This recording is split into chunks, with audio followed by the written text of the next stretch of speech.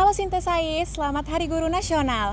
Pada kesempatan kali ini kita kedatangan narasumber spesial yaitu Mas Muhammad Supraja atau yang akrab dipanggil Mas Praja selaku dosen pengampu mata kuliah Sosiologi Pendidikan di Departemen Sosiologi Visipol UGM. Sebagai seorang tokoh yang berpengalaman di bidang pendidikan tinggi, izinkan kami untuk menggali lebih dalam mengenai pandangan Mas terkait dinamika pendidikan khususnya perguruan tinggi di Indonesia saat ini. Jadi Mas selama berkarir sebagai dosen, kira-kira apa tantangan terbesar yang Mas dan dosen-dosen rekan sesama dosen hadapi? Oke, terima kasih atas waktu yang diberikan ke saya. Saya kira memang betul saya sudah cukup lama ya mengabdi di Universitas Gadjah Mada, hampir 30 tahun ya. Jadi meskipun demikian saya yakin bahwa persepsi saya dalam melihat pendidikan bisa jadi memang berbeda dengan teman-teman yang lain dan itu sesuatu yang sangat biasa di dunia akademik gitu ya. Jadi memang dari waktu ke waktu problem pendidikan atau isu-isu pendidikan di Indonesia memang sangat beragam ya. Nah, yang terakhir kita tahu bahwa kampus makin hari itu makin mahal, kampus makin hari sebagai tenaga edukatifnya juga dibebani oleh berbagai macam beban-beban akademik gitu ya. Di satu sisi memang beban akademik itu bisa dianggap sebagai salah satu ruang untuk memperkuat kinerja, tapi di sisi lain dimensi-dimensi administratifnya terkadang memang terlalu banyak gitu ya, sehingga seringkali memang karena dimensi administratifnya itu terlalu banyak, orang mungkin tidak cukup banyak kesempatan untuk berkreasi, untuk meningkatkan kualitas atau meningkatkan kinerja-kinerja kreatif ya di dunia akademiknya gitu ya. Satu itu, yang kedua juga problem yang lain gitu bahwa tuntutan kita memang semakin hari semakin banyak ya, dan itu seringkali tidak diikuti oleh sarana penunjang yang memadai. Nah, untung memang kita di Universitas Gadjah Mada ya, yang notabene Universitas Gadjah Mada adalah universitas tertua di Indonesia, paling tidak salah satu universitas tertua dengan kultur akademik yang jauh lebih mapan, dengan budaya akademik yang jauh lebih kuat gitu ya. Dan tentu saja ini bisa jadi memang sesuatu yang positif bagi kita, tapi di sisi lain tidak semua universitas yang ada di Indonesia gitu ya itu memiliki dimensi-dimensi yang serupa dengan apa yang ada di Universitas Gadjah Mada ya. Nah, tentu saja meskipun demikian, misalnya sebagai universitas yang punya posisi penting di Indonesia ya.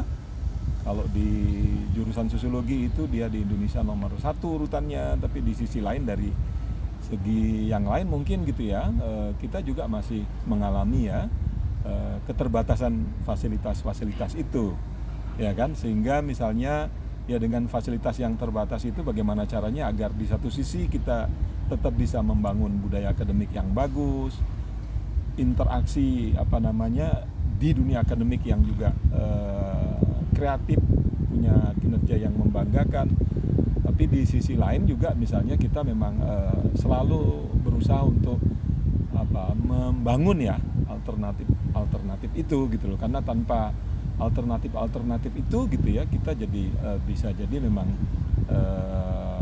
tidak bisa memberikan delivery ya dalam tanda petik yang baik bagi mahasiswa kita yang notabene berasal dari berbagai macam pulau ya di Indonesia ini gitu ya, sehingga tentu saja mereka datang ke Universitas Gadjah Mada ini dengan berbagai macam harapan, dengan berbagai macam ekspektasi yang tinggi.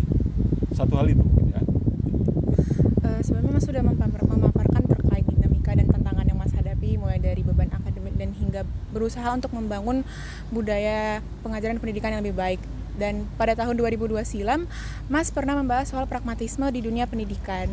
Kebetulan di Indonesia sendiri banyak persoalan yang mewarnai dinamika pendidikan seperti komersialisasi pendidikan, korupsi, hingga komodifikasi gelar akademik. Nah, menurut Mas sebagai seorang pengajar sosiologi pendidikan, Kira-kira apa persoalan terbesar dari pendidikan Indonesia saat ini yang urgensinya itu sangat kuat untuk segera diatasi? Ya, memang di satu sisi memang tidak bisa dipungkiri ya relasi antara dunia pendidikan tinggi ini dengan kekuasaan ya. Kita seringkali memang belakangan ini kan dibuat prihatin ya. Bagaimana misalnya orang-orang di dunia akademik itu banyak yang merasa prihatin tapi tidak bisa banyak berbuat juga gitu loh. Karena bagaimanapun juga kita sekarang ada di era politik ya, di mana kehidupan politik itu menjadi semacam panglima, meskipun di belakang politik juga kehidupan dominasi atau kekuatan ekonomi ya yang sekali juga cukup berpengaruh. Misalnya banyak teman-teman di dunia akademik ini yang merasa prihatin karena mereka misalnya merasa dunia akademik ini tidak lagi memiliki idealisme yang kuat ya, karena misalnya banyak orang gitu ya, terutama elit-elit penguasa dari dunia politik itu dengan mudah sekali gitu ya mereka mendapatkan gelar-gelar akademik yang buat orang-orang di dunia akademik itu dicapai dengan sangat susah payah, ya kan? Sementara kita melihat banyak pejabat, banyak elit politik yang dengan mudah mendapatkan gelar akademik yang maksimal ya, seperti profesor, seperti juga misalnya juga dunia akademik ya memberikan gelar dengan mudah, misalnya gelar doktor, belum lagi dengan prosedur-prosedur yang jauh lebih gampang dibanding insan-insan akademik yang memang ingin mendapatkan gelar-gelar semacam itu, ya kan? Dan itu terjadi gitu ya. Ya kemarin misalnya bagaimana seorang penguasa di dunia akademik, kita berikan contoh dia seorang menteri tapi dengan mudah juga mendapatkan gelar akademik itu ya. Dan tahun-tahun sebelumnya juga itu sudah sering kali kita lihat ya, temukan di berbagai macam kampus. Memang di titik itu memang kita harus melihatnya dengan pandangan yang luas ya. Di satu sisi memang kampus seringkali tidak bisa lepas dari pengaruh dunia politik gitu ya. Tapi di sisi lain juga jangan sampai misalnya kampus itu betul-betul tersubordinasi habis oleh dunia politik ya. Nah, itu yang saya rasakan ya, dan banyak teman-teman di dunia akademik juga merasa marwah dunia akademik ini jadi habis gitu ya, atau paling tidak berkurang banyak gitu ya, karena kelakuan elit politik yang semacam itu ya kan. Ada banyak orang-orang yang cerdas yang hari-hari waktunya dihabiskan untuk melakukan riset, yang hari-hari dihabiskan waktunya untuk menulis buku, tapi meraih jenjang-jenjang akademik gitu ya, meraih gelar profesor, doktor itu sangat susah. Sementara kita melihat baru kemarin sore gitu ya ngambil S3 dan kita juga nggak pernah tahu kapan kuliahnya, mereka tahu-tahu bisa lulus dengan cepat gitu ya. Itu jelas sesuatu yang sangat mempengaruhi lah ya dunia akademik ya. Tapi itulah suatu fakta yang sekarang dialami ya di dunia kampus kita ya. Saya sebagai dosen juga melihat gejala-gejala semacam itu sebenarnya sudah cukup lama, tapi belakangan ini makin intens lagi ya, makin sering terjadi gitu ya. Jadi saya nggak tahu itu, mungkin ada kompensasi ekonomi politik ya gitu ya. Karena di satu sisi juga mungkin ada banyak orang di dunia akademik itu juga merasa kalau ingin betul-betul menjadi akademisi, fasilitasnya juga terbatas. Ya kan, kalau mereka mau riset, dana riset itu terbatas ya. Sementara riset itu kan sesuatu kegiatan yang mahal, belum lagi nanti sehabis riset mereka juga harus mempertanggungjawabkan riset itu menjadi output ya, entah itu dalam bentuk praktis atau itu dalam bentuk jurnal ya, atau mungkin produk-produk terbitan yang lainnya gitu ya. Nah sementara yang begitu kan kita tidak melihat ya terjadi pada elit-elit politik kita. Coba kalau misalnya di data itu mereka elit politik yang gelarnya profesor itu punya Scopus nggak? Ya kan mungkin nggak ada gitu. Ya kan gitu. Atau sebagian malah yang lain itu ada yang justru menulis gitu ya di jurnal-jurnal yang justru itu jadi jurnal predator ya di dunia akademik gitu ya. Nah tapi satu hal itu ya. Nah jadi memang di dunia akademik ini kita tidak cukup banyak pilihan. Mengapa juga pada akhirnya banyak akademisi yang memilih ya kan untuk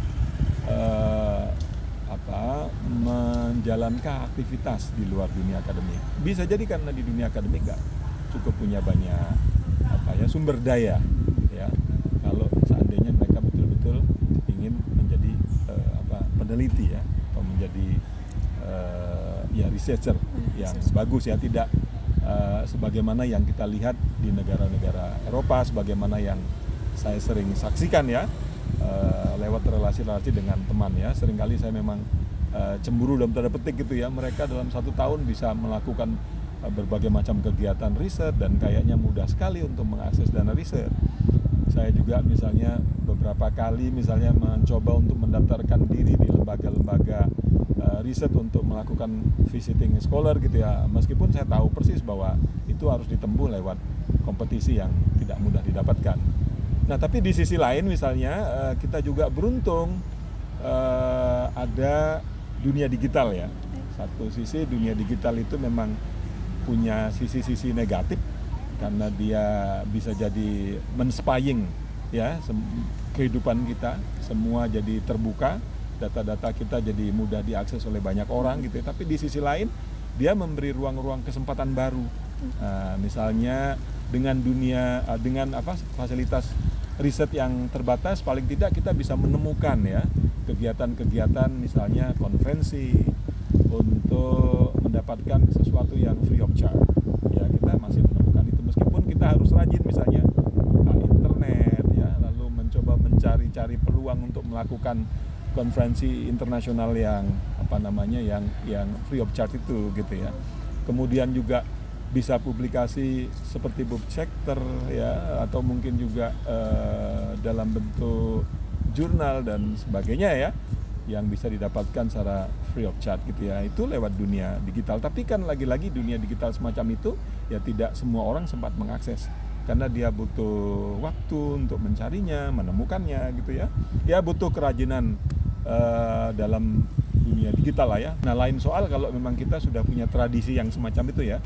Dan kita tahu di Indonesia ini kan memang sudah sejak lama ya, ilmu pengetahuan itu memang tidak mendapatkan apresiasi yang kuat ya sebagaimana di negara-negara maju ya.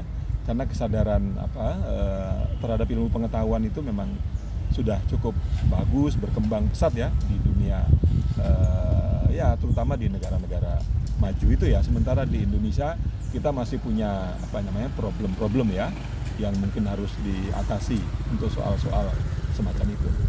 Baik Mas, Mas sebelumnya sudah memaparkan problem terkait mungkin komodifikasi gelar dan juga ada kekurangan dana riset, sehingga Mas sebagai tenaga pendidik harus lebih mandiri untuk mencari info-info terkait riset dan juga konferensi-konferensi yang dapat diikuti dari dunia digital.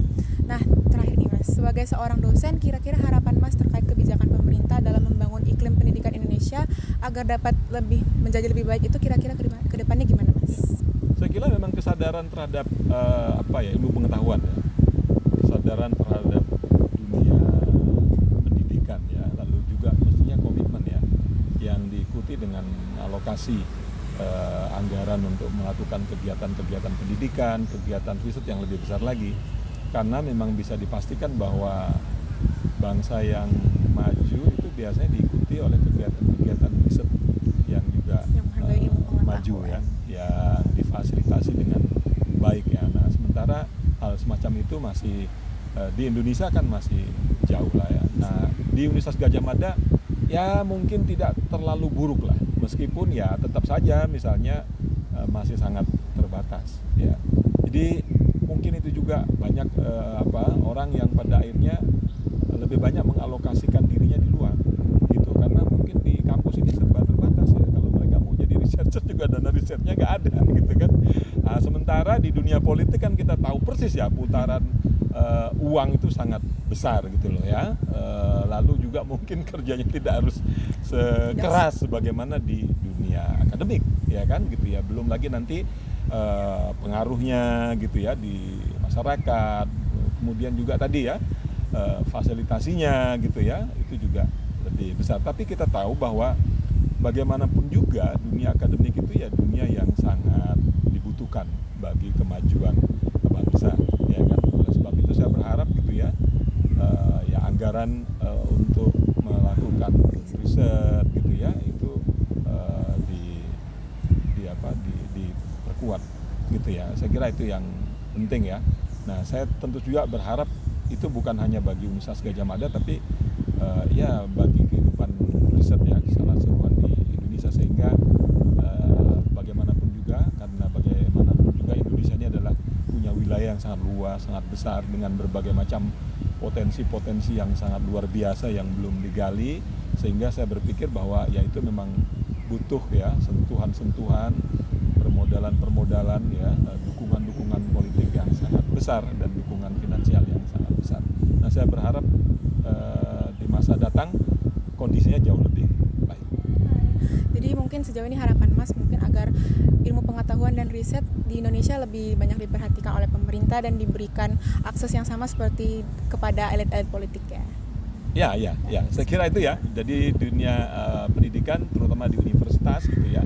Nah, itu saya kira mestinya tidak lagi ada orang misalnya kesulitan untuk mengakses ya support untuk memajukan ya kinerja akademiknya itu ya, dengan riset-riset yang bagus, terfasilitasi dengan bagus, dan birokrasi yang tidak terlalu berbelit-belit gitu ya.